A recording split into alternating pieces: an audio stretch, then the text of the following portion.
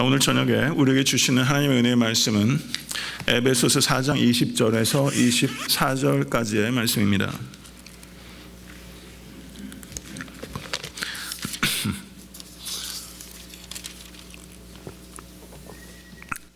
에베소서 4장 20절에서 24절 말씀 다 같이 합독하도록 하겠습니다. 오직 너희는 그리스도를 이같이 배우지 아니하였느니라.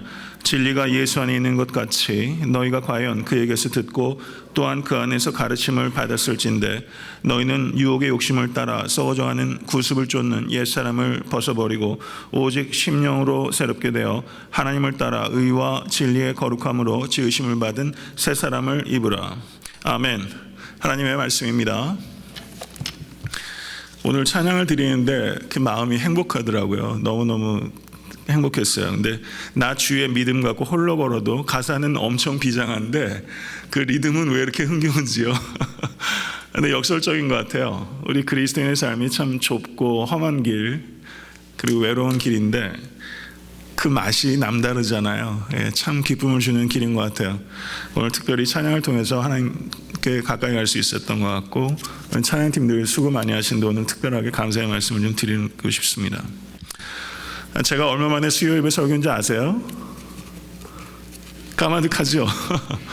작년 10월 15일이더라고요. 제가 보니까. 그럼 거의 이제 4개월 만에 수요 예배 강단에 섰는데 아직은 매주 강단에 서기엔 좀 건강상에 좀 어려움이 좀 있습니다. 어저께 에머리대학 병원 가서 닥터 만났는데 아직은 많이 좀 조심해야 되는 그런 상태인 것 같습니다. 에베소서의 말씀을 뭘 전했는지 기억 못 하시죠? 정상이시라는 증거입니다.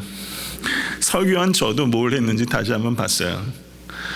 에베소서가 전체적으로 어떤 흐름을 가고 있는지 제가 큰 그림을 다시 한번 말씀을 드리고 오늘 본문 말씀 전하도록 하겠습니다. 에베소서는 6장으로 기록되어 있습니다.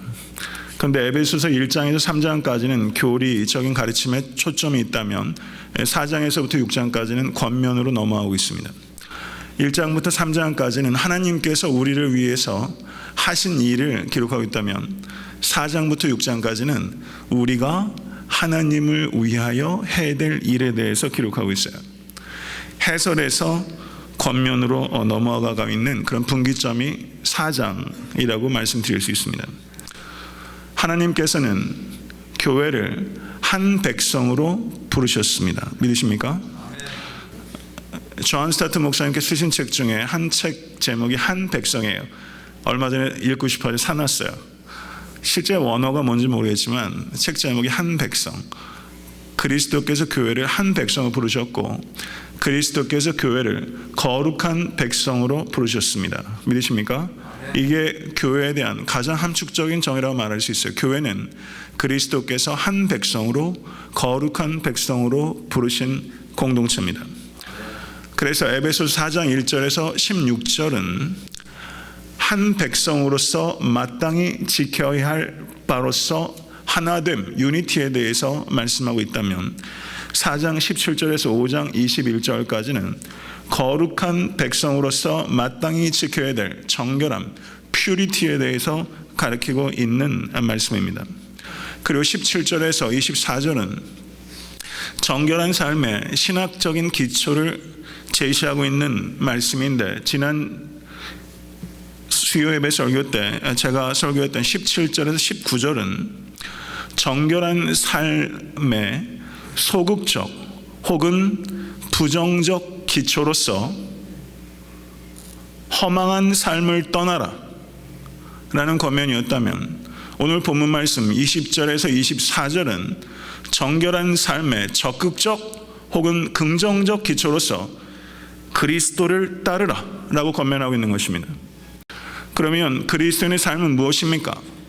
그것은 허망한 삶을 떠나 그리스도를 따르는 삶을 사는 것이 그리스도인의 삶입니다. 믿으십니까?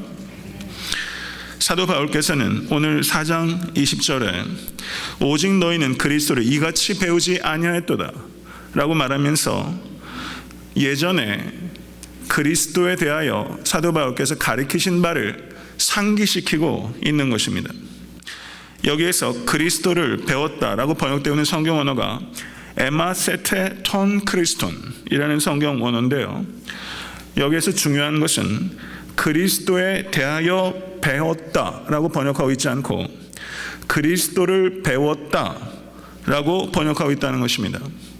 영어 번역을 살펴보시면 You learned Christ라고 번역하고 있다는 것입니다. You learned about Christ라고 번역하고 있지 않고 You learned Christ라고 번역하고 있어요. 성경 원어 자체가 전치사를 가지고 있지 않습니다. 그러면 우리가 물어야 될 중요한 질문은 그리스도를 배우는 것과 그리스도에 대하여 배우는 것은 도대체 무슨 차이가 있는가 하는 것입니다. 그리스도에 대하여 아는 지식은 3인칭적인 지식입니다. 달리 말하면 객관적인 지식이라고 말할 수 있습니다. 나와 그의 관계라고 말할 수 있어요.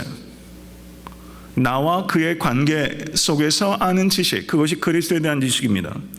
그러나 그리스도에 대하여 아는 지식이 아니라 그리스도를 아는 지식은 그리스도와의 만남을 통한 1인칭적인 지식, 그리고 주관적인 지식, 그것을 말하는 것입니다. 제가 지난주에 설교하면서 하나님을 나의 하나님으로 만나고 하나님을 나의 하나님으로 어떻게 해서든지 소유하겠다는 그 마음, 그런 마음을 통해서 만나게 되는 그리스도, 그 지식, 그것을 그리스도를 아는 지식이라고 표현하는 것입니다. 그리스도와의 만남은 필연적으로 그리스도를 닮게 하는 지식입니다. 그리스도와의 인카운터링, 만남은 그리스도를 닮게 합니다. 만약에 그리스도를 만나고 그리스도를 닮는 것으로 이어지지 않는 지식, 그것 자체를 목적으로 하게 되면 그 지식은 쌓으면 쌓여질수록 영적 교만에 빠지게 하는 유의 지식입니다. 그리스도의 만남과 그리스도를 닮음으로 이어지지 않는 지식은 그리스도에 대한 무지보다 위험한 것입니다. 그리스도에 대한 무지보다 그리스도를 만나지 못하고 그리스도를 닮지 못한 그런 류의 지식이 훨씬 영적으로 위험한 것이라는 것을 우리는 깊이 깨달아야 됩니다. 교회를 오래 다니면 우리는 그리스도에 대한 지식이 축적이 됩니다. 그런데 그것이 그리스도의 만남 그리고 그리스도를 닮음으로 이어지지 않는 경우가 허다합니다. 그런 류의 지식은 바리새인과 같은 그리스도를 양산하게 되는 것이고, 그리고 영적 교만에 빠지게 하고, 그것은 오히려 영적 무지만도 못한 결과를 가져올 수 있다는 것을 항상 경계하시는 모든 성도 되실 수 있게 주님의 간절히 축원합니다. 사랑하는 성도 여러분, 제가 올해 특별히 많이 강조하는 부분이 바로 이 부분이에요. 그리스도를 아는 지식, 그리스도를 닮는 삶, 그리스도를 전하는 삶. 심플합니다. 여러분의 삶의 목표가 심플해질 수 있게 되기를 간절히 소원합니다. 사도 바울께서는 21절에 진리가 예수 안에 있는 것과 같이라고 말하고 있어요. 말 한마디 한마디에 얼마나 많은 보석이 있는지 몰라요. 진리가 예수 그리스도 안에 있는 것과 같이. 예수님께서는 진리에 대해서 말씀하시는 정도의 분이 아니라 모든 진리가 예수 안에 있습니다. 할렐루야. 이 말은 다른 말로 하면 예수께서 진리 자체라는 뜻입니다. 성도 여러분, 이 사실을 진심으로 믿으십니까? 요한복음 14장 16절에 예수님께서 뭐라고 말씀하시냐면 에고 에이미 해 호도스 카이 해 엘레사이아 카이 에 조에 I am the truth, I am the way, I am the life. 예수님께서 나는 길이요 진리요 생명이다. 나는 길이요라고 했을 때 우리 번역에는 정관사 부정관사 이런 게 사실은 발달이 되어 있지 않잖아요. 그런데 I am 에고 에이미 해 호도스, 호도스라는 말은 좀 기억하세요.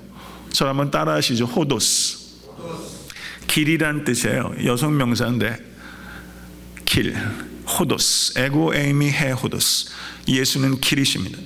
그런데 해 호도스, 정관사가 붙어서 예수님은 많은 길들 가운데 여러분 설악산 대청봉을 올라가려면 내설악 외설악으로 올라갈 수 있는 길이 여러 군데예요. 길이 많아요. 그런데 우리가 구원에 이르는 길은 산에 올라가는 길이 많은 것처럼 많은 다양한 길이 있어서 정상에 올라갈 수 있는 게 아니에요. 거짓말입니다. 예수님은 많은 길들 가운데 한 길이 아니라 예수님은 오직 하나의 길, 헤호도스, 오직 하나의 길입니다. 믿으십니까? 예수님은 많은 생명들 가운데 하나의 생명이 아니고, 예수님께서는 많은 진리들 가운데 한 진리가 아니고, 예수님께서는 많은 길들 가운데 한 길이 아니라 예수님께서는 오직 한 길, 오직 한 진리, 오직 한 생명이십니다. 이것이 성경 말씀입니다. 만약에 이것을 부인하려면 성경이 하나님의 말씀이 아니라고 말해야 됩니다. 그런데 얼마나 많은 거짓 신학자들과 목회자들이 예수님만이 생명의 길이라고 하는 이 진리에 대해서 이것을 변질시켰는지 몰라요. 그렇게 말하려면 커밍아웃 해야 됩니다. 나는 성경을 하나님의 말씀으로 믿지 않습니다 라고 말하면 받아주겠어요. 이미 그리스도인이 아니니까요. 그런데 그리스도인이면서 그렇게 말할 수 없습니다. 사랑하는 성도 여러분, 우리가 살고 있는 시대는 예수님께서 The Way라고 말하면 세상 사람들이 싫어해요. 그렇게 강하게 이야기하고 확신 있게 이야기하는 것을 세상 사람들은 혐오합니다. 교양 없다고 말해요. 그리고 이 시대에 부합하지 않는 사람이라고 말해요. 구시대적이라고 말해요. 요즘은 혼합주의와 다원주의가 얼마나 세상에 범람하고 있고, 그게 고의 교양이고 그게 휴머니즘이고.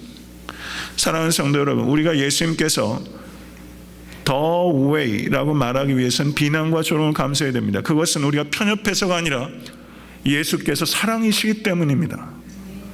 사랑이 없어서 그렇게 선언하는 것이 아니라 사랑이신 예수께서 십자가에 달려서 죽으셨기 때문에 우리는 그것을 포기할 수 없는 것입니다.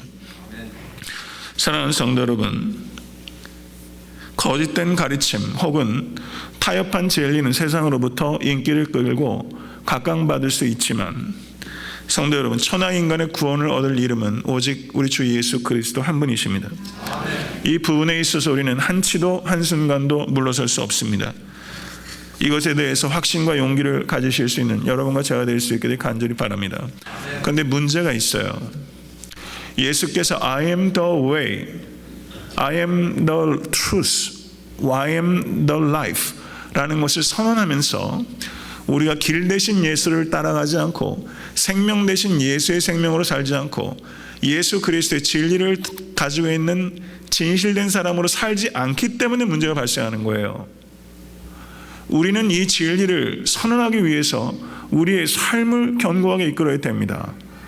그런데 이 선언 자체도 타협해버리고, 그리고 이 예수의 이 절정의 정체성을 선언할 수 있는 삶은 거의 찾아볼 수가 없기 때문에 교회는 조롱받고 급기야 예수께서 조롱받습니다. 사랑하는 성도 여러분, 정말 전도하고 선교에 성공하기 위해서는 우리가 말씀을 입으로 증거할 뿐만 아니라 우리의 삶이 그 말씀을 입증하는 것이 되어야 됩니다. 이것을 회복하면 교회는 회복됩니다. 이것을 회복하면 예수 그리스도 이름이 회복됩니다. 이것을 믿으실 수 있는 여러분과 제가 될 수 있게 주님을 간절히 축원합니다. 그 뒤에 이어지는 말씀을 보면 그에게서 들었다 라고 말하고 있어요. 그에게서 들었다. NIV, RSV, NLT, ESV 번역을 다 살펴보니까요, You heard about Jesus 라고 번역했어요. About Jesus라고 번역했습니다. 근데 실제 성경 원에는 전치사가 없어요. 전치사 없이 You heard Jesus라고 번역된 것은 제가 확인해 보니까 2개밖에 없더라고요. 제가 영어 번역본 한 10개 정도 참조했는데요, 킹 제임스 버전과 NAS만 You heard Jesus라고 번역했어요. 그러면 You heard about Jesus와 You heard Jesus, 여기에는 어떤 차이가 있는가? 아까 You learned about Christ와 You learned Christ, 여기에 차이가 분명히 있다고 말씀드렸던 것처럼 여기에 heard about Jesus라고 번역한 것은 아쉬움이 있는 번역입니다. 분명히 차이가 있는 거예요. 그러면 예수 그리스도를 들었다 라고 했을 때 그 뜻은 무엇인가? 에베소 교인들은 예수님으로부터 직접 들은 적이 있습니까? 없습니까? 없어요. 예수님을 만난 적이 없는 사람이에요. 누구를 통해서 예수님을 들었어요? 바울을 통해서 예수님을 들었어요. 그런데 바울은 You heard Jesus, 너는 예수님으로부터 들었다라고 말하고 있는 것입니다. 사랑하는 성도 여러분, 참된 preacher, 참된 teacher로부터 성경적인 말씀을 들으면 그것은 예수님을 들은 것입니다. 아멘. 이게 가르침이에요. 저에게는 책임이 있습니다. 저는 깨끗하고 겸손한 말씀의 통로가 되기 위해서 부단히 연구하고, 그리고 겸손하게 가르치고 명확하고 담대하게 선언해야 될 책임이 저에게 있는 것입니다. 아멘. 저는 연구할 수 있는 시간을 확보해야 돼요. 제가 늘 말씀드리잖아요. 저는 학생이 될 수 있는 시간이 제게 없으면 바르게 설교하지 못합니다. 저는 참되고 겸손한 말씀의 통로가 되기 위해서 부단히 연구해야 됩니다. 그런데 만약에 강대상에서 거짓 메시지, 오염된 메시지 혹은 타협한 메시지가 아니라 성경의 말씀이 바르게 선포된다면 여러분에게는 책임이 주어지는 거예요. 무슨 책임인 줄 아십니까? Because you heard Jesus, 예수님을 들었기 때문에 그 말씀을 받고 순종해야 될 책임이 주어지는 겁니다. 아멘. 이 책임이 강대상에서 바른 말씀이 증거되면 증거될수록 이 무게감이 성도님들께 더해지는 거예요. 이것을 사도 바울께서 말씀하고 있는 거예요. You heard Jesus. 아쿠오라는 말이 listen 한다는 말입니다. 아쿠오, whip 아쿠에, obedience 한다는 말이에요. 그러면 순종은 무슨 뜻인가? whip under 아쿠, 밑에서 듣는 게 순종이에요. 순종이라는 뜻은 밑에서 듣는 거예요. 그러면 들음은 곧 무엇입니까? 순종이에요. 얼마나 많은 설교가 강대상에서 쏟아집니까? 제가 불과 6년도 안 된 사이에 설교한 게 1300여 편이에요. 제가 봐도 머리가 아찔해요. 요즘 제가 교회를 돌면서 하루에 5,000보에서 10,000보 사이에 걸으려고 합니다. 그러면 저는 제 설교를 들어요. 전 제 설교를 듣는 게 아니라 저를 통해서 말씀하신 하나님의 말씀을 듣는 거예요. 마치 처음 듣는 것처럼. 제가 전한 설교지만 그게 제가 제 얘기한 게 아니라 하나님의 말씀을 어떻게 해서든지 전해보려고 몸부림친 것이기 때문에 걸으면서 그 말씀을 들어요. 들으면 곧 순종입니다. 성도 여러분, 들어야 합니다. 귀 있는 자는 들으라. 예수님께서 마가복음 4장에서 얼마나 강조하셨어요. 왜요? 못 듣는다는 거예요. 듣는다고 착각하면 안 됩니다. 못 들어요. 사실은 못 들어요. 귀가 있어도 듣지 못하고 눈이 있어도 보지 못하는 우상 숭배하는 자와 같이 우린 참된 말씀도 없고 참된 말씀을 듣기가 얼마나 어려운 시대인지 몰라요. 제가 늘 강조하는 말씀이지만 그 일본의 쓰나미가 올 때 그런 물의 홍수를 보신 적 있어요. 물은 압도적입니다. 얼마나 무서운지 몰라요. 그런데 거기에는 마실 물이 없어요. 이 세상에 설교가 얼마나 범람합니까? 얼마나 많은 신학자들이 TV, 매스컴 통해가지고 각양각색의 특강들을 쏟아놔요. 범람해요. 이런 홍수가 있었던 시대가 없어요. 인터넷이 오면서. 그런데 마실 물이 없어요. 정말 그런 시대 아닙니까? 예배가 범람하는데 참된 예배를 찾기 어렵고, 말씀은 범람하는데 참된 말씀을 듣기 어렵고. 성도 여러분, 얼마나 두려운 일인지 몰라요. 저는 저의 책임을 끝까지 다하려고 씨름을 해야 하고, 성도님께서는 이 말씀을 영적 귀로 틀어야 합니다. 그리고 듣는다는 것은 곧 순종을 의미하는 것입니다. 사도 바울께서 로마서에서 믿어 순종케 하려고 라고 말하고 있습니다. 믿음은 곧 순종하는 것입니다.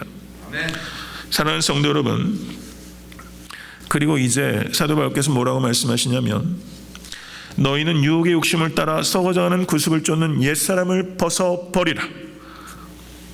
삶은 두 가지 삶이 있어요. 하나는요, 욕심을 쫓는 삶, 하나는 그리스도를 쫓는 삶. 여러분 그 퀴즈 보면은 무슨 벨? 황금벨인가요? 뭔가 그런 거 있죠. 골든벨. 얼마나 TV를 안 보면 이렇게 골든벨.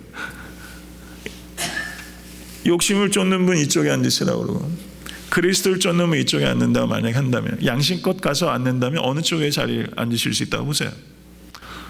욕심을 쫓는 삶, 그리스도를 쫓는 삶, 이 두 가지입니다. 근데 욕심이라는 게 말이죠, 욕심은 한 번도 만족을 주질 않아요. 욕심은 항상 또 다른 욕심을 계속 잉태해요.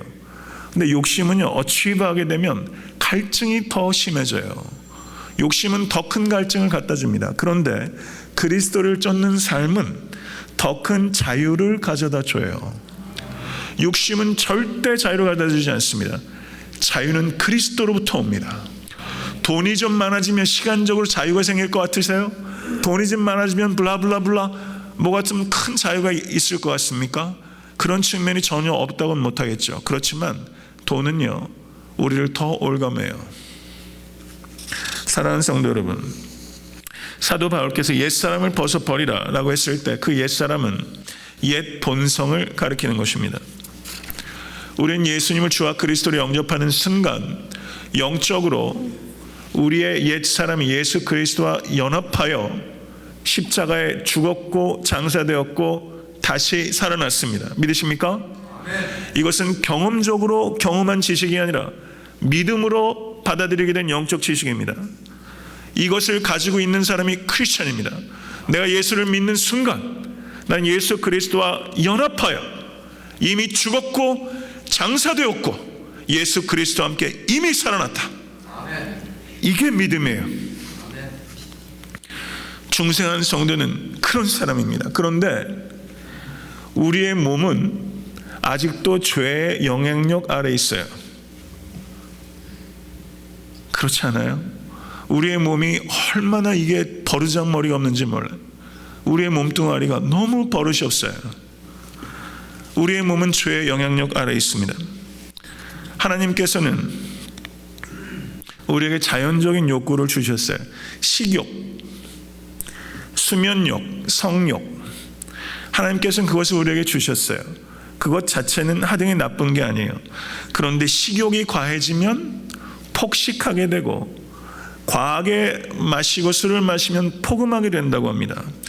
그런데 수면욕이 과하면 게으름이 돼서 죄가 되는 것이고, 성욕이 결혼생활 밖에서 혹은 결혼생활 전에 하게 되면 이것이 유욕이 됩니다. 하나님께서 우리에게 주신 자연적인 욕구가 한계를 넘어설 때, 그때 그것은 육체의 욕심이 되는 것입니다. 그런데 이것이 비단 육체에만 속한 것이 아니라는 것입니다.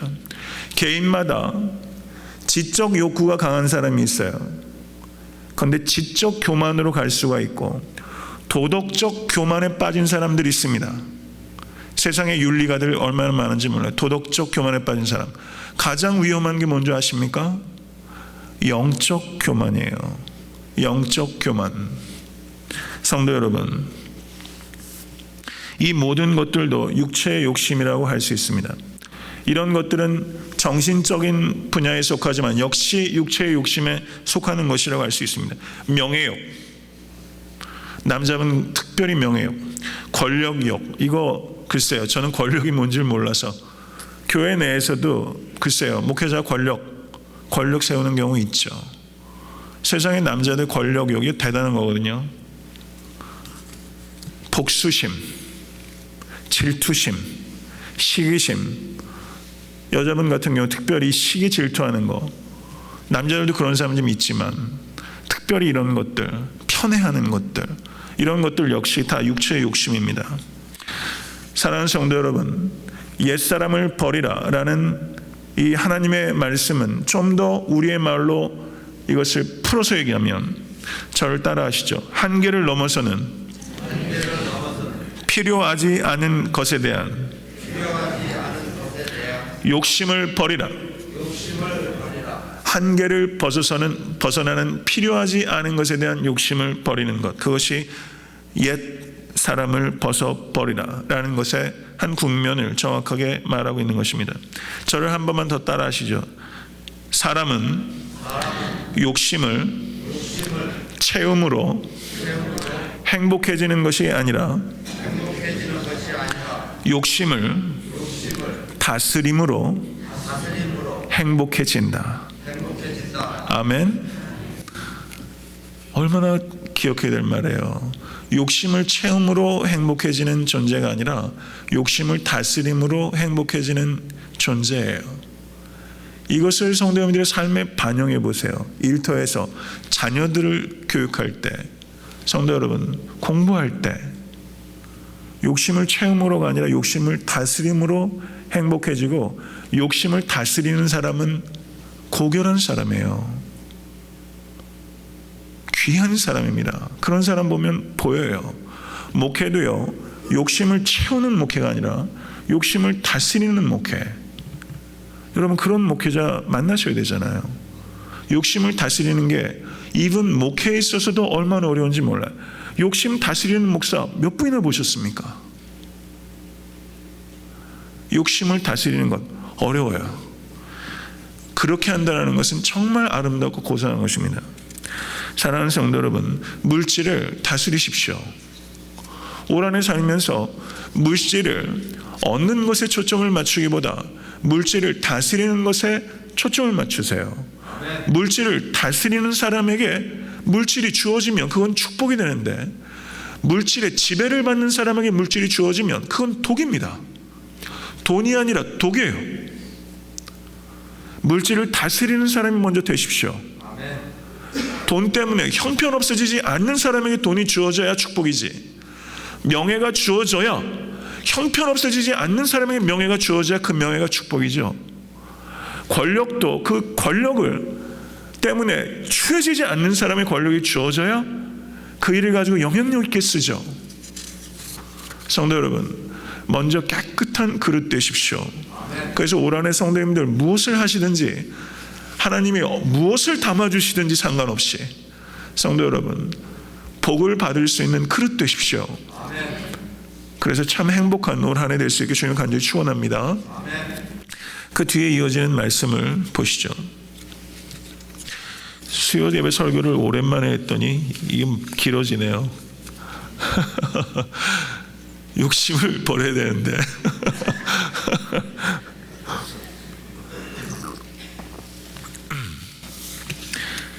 심령을 새롭게 함으로, 누스라는 단어예요.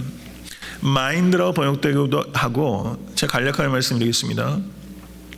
마음을 새롭게 한다는 얘기는, 이 누스라는 단어는 way of thinking, 생각하는 방법을 바꾸라는 거예요. 생각하는 방법을 바꾸는 거예요. 생각하는 방법을 바꾸는 거 쉽습니까? 어렵습니까? 이런 시도를 해보셨어요? 대저 그 마음의 생각이 어떠함이 그 위인도 그러한즉 이라고 말씀하고 있어요. 생각하는 바가 곧 나예요. 세상은 잘 몰라요. 세상은 소유하는 바가 곧 그 사람처럼 얘기하잖아요. 세상은 그렇잖아요. 아니에요. 생각하는 바가 그 사람이에요.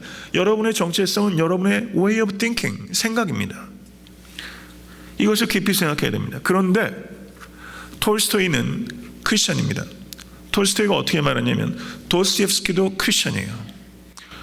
톨스토이가 뭐라고 말했냐면, 모든 사람들이 생각을 바꾸게, 모든 사람들이 세상을 바꾸겠다고 생각하지만 어느 누구도 자기 자신을 바꿀 생각을 하지 않는다.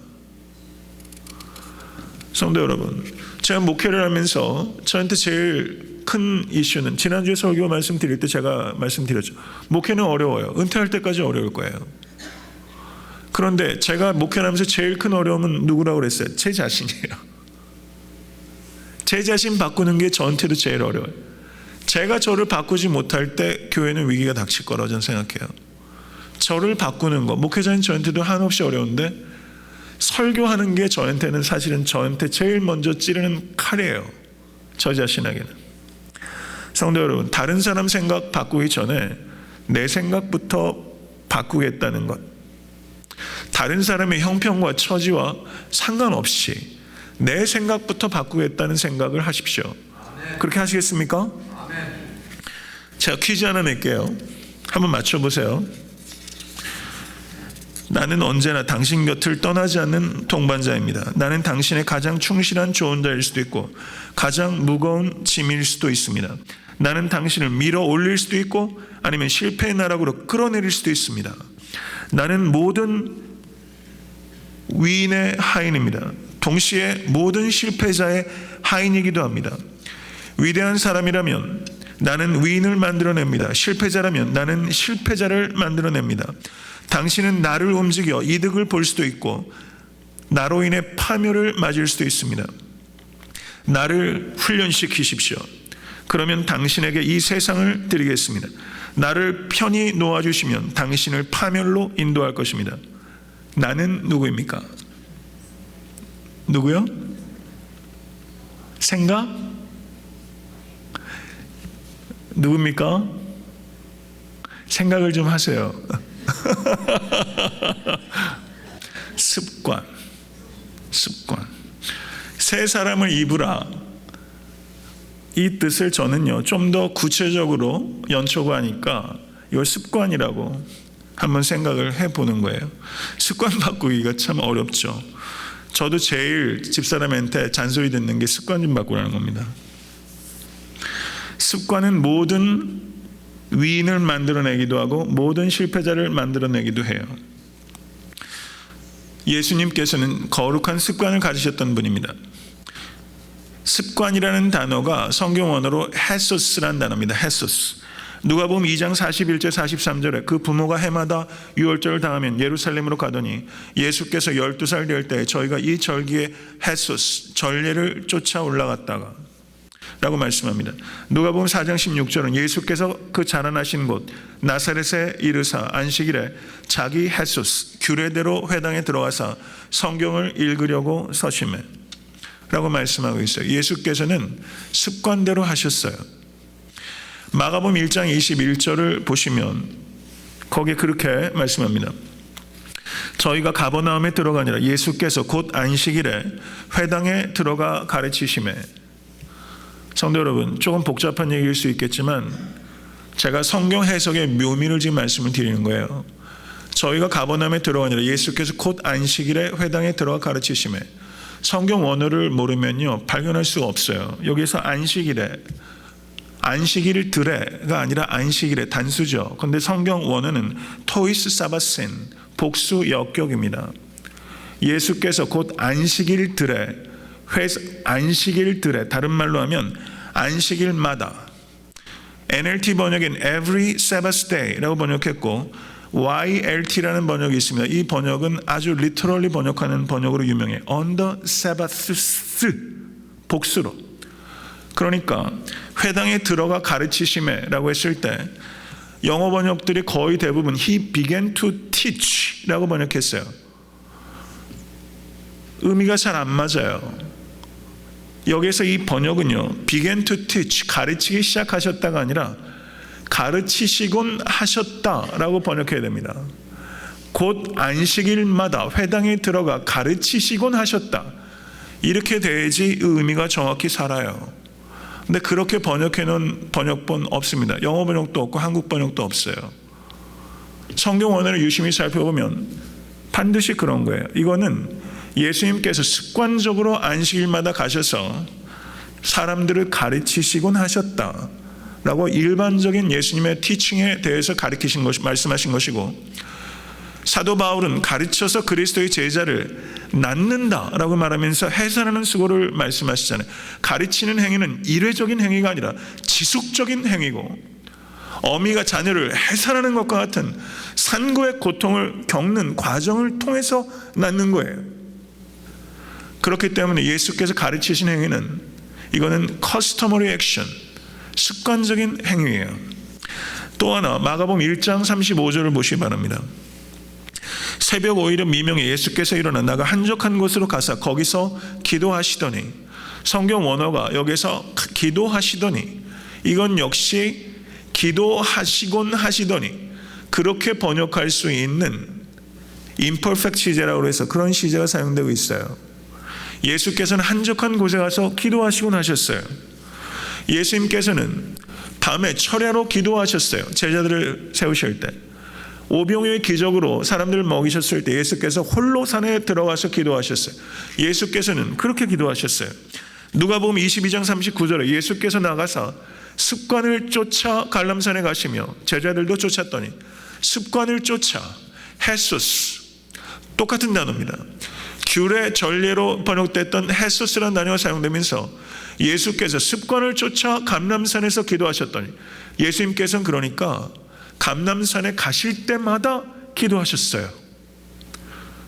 감람산 그곳은 아마 예수님을 잘 아는 사람의 소유였을 가능성이 높죠. 그러니까 예루살렘에 가실 때마다 그 자리에 가서서 습관에 따라 기도하신 것입니다. 사랑하는 성도 여러분, 위급한 일이 닥치면요, 긴급 기도 제목 요청이 오고, 그리고 긴급 기도 제목을 저도 보내요. 위독한 상황이 오면 긴급 기도 제목을 받아요. 위급할 때, 위독할 때 기도해야 합니다. 그런데 평소에 기도하지 않다가 위독할 때, 위급할 때 기도가 응답될 때까지 기도가 되느냐? 안 됩니다.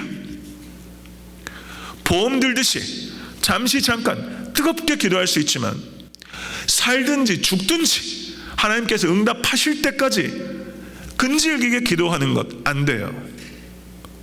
제 말이 틀렸나요? 암에 걸리면 끈질기게 기도가 된다고 보십니까? 안 됩니다. 평소에 기도하지 않으면 위급할 때, 위독할 때 기도하기 쉽지 않아요. 그렇게 할 수도 있겠죠. 그런데 사실은 그렇게 안 될 때 많아요. 평소에 기도가 습관이 되지 않으면 위급할 때, 위독할 때 기도할 수 없습니다.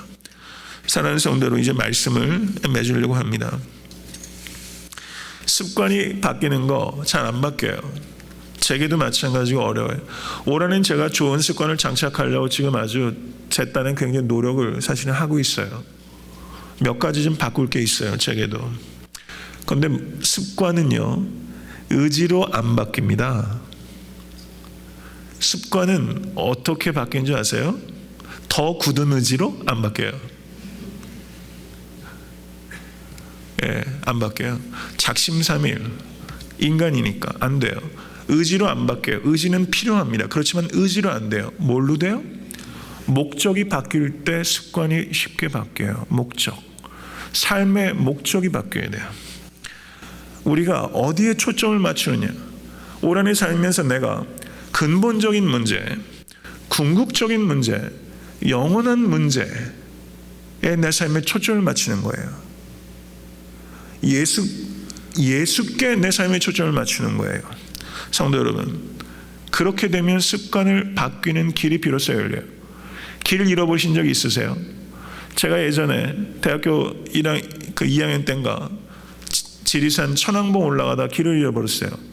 밤 오후 한 3, 4시 됐는데 막 눈이 막 쏟아지니까, 지리산은요, 설악산 대청봉은 위로만 올라가면 대청봉입니다. 지리산은요, 능선을 따라가기 때문에 올라가야 될지 내려가야 될지 길을 잃어버리니까 이 까딱하면 큰일 나겠구나, 그런 상황이 벌어졌어요. 그런데 등산 전문가들이 하는 얘기가, 물론 산세에 따라 좀 다르지만, 길을 잃어버리면 올라가라. 가장 높은 곳에 올라가서 밑을 한눈에 내려다보고 가야 될 방향을 정한 다음에 내려와라. 이게 등산가들이 하는 말이래요. 이것을 적용을 한다면 성숙한 사람은 누군가? 성숙한 사람은, 저라면 다시 한번 따라 하시죠. 높은 곳에서 부분이 아니라 전체를 보는 사람이다. 높은 곳에서 부분이 아니라 전체를 보는 사람이에요. 미성숙과 성숙의 차이는 부분을 보느냐 전체를 보느냐의 차이예요. 예전에 한국의 서울대 불문과 교수 중에 한국의 문학평론가 중에서 김희연이라는 분이 있었어요. 한국의 모든 글쟁이들이 그의 평론을 받고 싶어 했다고 할 정도로 그의 평론은 탁월합니다. 그런데 그분이 전체에 관한 통찰이라는 책을 쓴 적이 있었어요. 성숙과 미성숙의 차이는 부분을 보느냐 전체를 보느냐의 차이. 교회 일도요, 목장은 이래야 되고 부서는 이래야 되고 남전도는 이래야 되고 부분적으로 보면 맞아요. 틀린 얘기 아니에요. 그런데 전체를 보게 되면 다르게 볼 수도 있다는 걸 우리가 받아들여야 돼요. 이 부분을 항상 염두에 두십시오. 옳고 그르고의 문제뿐만 아니라 지금 할 수 있느냐 없느냐의 문제도 있는 것이고 여러 가지 복합적인 관점들이 있어요. 그래서 우리가 부분을 볼 것이냐 전체를 볼 것이냐 항상 이 부분을 생각해야 됩니다. 부분에 매몰되지 마실 수 있게 간절히 바랍니다. 전체를 봐야 돼요. 그걸 다른 말로 하면 목적을 보는 것입니다. 그리스도인의 삶은 그리스도를 몰랐을 때의 삶을 수정하는 삶이 아닙니다. 그리스도를 몰랐을 때의 삶을 그저 타치업해가지고 사는 게 그리스도인의 삶이 아니라 전적으로 새로운 삶입니다. 아멘. 삶의 목적과 동기가 완전히 바뀐 삶이에요. 그리스도의 삶은 전적으로 새로운 삶이에요. 그리스도인이 되기 전의 삶에 무엇을 좀 넣거나 무엇을 좀 빼거나 하는 정도가 아니라 완전히 목적과 동기가 달라진 삶, 그것이 그리스도인 삶입니다. 그렇기 때문에 예전처럼 생각할 수도 예전처럼 행동할 수도 없어요. 이게 그리스도인의 삶이에요. 누구든지 그리스도 안에 있으면 새로운 삶이다 라고 성경은 말씀하겠습니다. 누구든지 whoever 그리스도 안에 있으면 새로운 피조물입니다. 믿으십니까? 비록 더딜지라도 반드시 변해야 되고 변할 수밖에 없는 게 그리스도인 삶이에요. 올 한해 성도님들의 생각과 행동을 그리스도께서 완전히 장악하실 수 있도록 내어드리시고 성도님들의 삶의 목적이 바뀔 수 있길 간절히 바라고, 목적이 바뀜으로 말미암아 옛 습관, 작은 습관을 바꾸면 인생이 크게 변합니다. 저도 이 노력 좀 더 해볼게요. 올해 제가 바꿔야 될 습관들이 있어요. 알고 싶으시죠? 비밀입니다. 우리 집사람한테 나중에 좀 물어보세요. 바꿔야 될 거 있어요. 부부싸움도 습관 때문에 하는 거 결국은요. 큰 문제 아니에요. 습관 때문에. 올해 벌써 한 번 붙었습니다. 아, 이거 벌써 1월 달부터 2월 벌써 한 번 붙어가지고 연말까지 작년보다 스코어가 뒤처지면 안 되는데 결국 습관 때문에 얼마나 창피한지.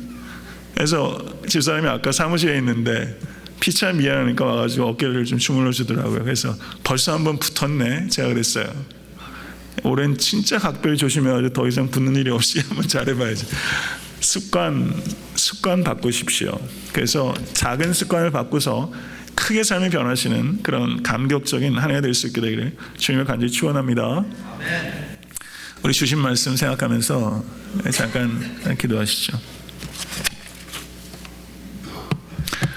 성도 여러분, 순종은요 말씀대로 기도하는 것에서 시작됩니다. 그리스도를 아는 지식, 그리스도에 대한 지식, 어떤 지식 가지고 계십니까? 그리스도를 정말 만나고 싶으십니까? 그리스도를 정말 만나셨습니까? 그리스도를 정말 닮고 계십니까? 그리스도를 안다고 말씀할 수 있습니까? 이 강단을 통해서 그리스도를 듣고 계십니까? 이 부족한 종을 위해서 기도해 주십시오. 그리스도를 들을 수 있는 설교자가 될 수 있도록 그런 통로가 되게 해달라고 기도해 주시고, 사랑하는 성도 여러분, 바른 말씀을 받고 순종해야 된 책임이 성도님들께 주어진 것입니다. 그러한 삶 살아갈 수 있도록 기도하십시오. 욕심을 따르고 있습니까? 그리스도를 따르고 있습니까? 어느 쪽이십니까? 바뀌어야 합니다. 올해는 반드시 그리스도를 따르는 삶에 무게가 올라갈 수 있기를 간절히 바랍니다. 그 일을 위해서 성도님 목적이 바뀌어야 합니다. 오늘 저녁에 결단하십시오. 삶의 목적이 바뀌게 해달라고 기도하십시오. 내 힘으로 안 됩니다. 기도하셔야 됩니다. 이 일을 위해서 우리 잠시 우리 통성으로 기도하겠습니다.